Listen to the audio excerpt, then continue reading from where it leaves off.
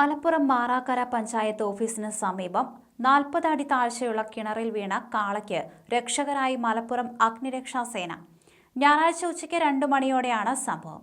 കാടാമ്പുഴ മാറാക്കര സ്വദേശി കല്ലൻ വീട്ടിൽ സുലൈമാന്റെ 1.5 വയസ്സ് പ്രായമായ കാളയാണ് കിണറ്റിൽ വീണത്. വീടിന് സമീപത്തെ ഒഴിഞ്ഞ പറമ്പിൽ അഴിച്ചുവിട്ട് വളർത്തുന്ന കാള അടുക്കളയോട് ചേർന്ന കിണറ്റിൽ അബദ്ധത്തിൽ വീഴുകയായിരുന്നു. ആൾമറയില്ലാത്ത കിണറിന്റെ മുകൾ ഭാഗം ഗ്രില്ല് ഉപയോഗിച്ച് മൂടിയിരുന്നു. ഗ്രില്ലിന് മുകളിൽ കയറിയ കാള ഗ്രിൽ തകർത്ത് കിണറ്റിൽ പതിച്ചു. കിണറിൽ വായു സഞ്ചാരം കുറവായതിനാൽ രക്ഷിക്കാനിറങ്ങിയ ആൾ ശ്വാസതടസ്സം നേരിട്ടതിനെ തുടർന്ന് തിരിച്ചു കയറി. മലപ്പുറം ഫയർഫോഴ്സിൽ പിന്നീട് വിവരം അറിയിച്ചു. സേന സ്ഥലത്തെത്തുമ്പോൾ കാള വെള്ളത്തിൽ കിടന്നു അവശ നിലയിലായിരുന്നു.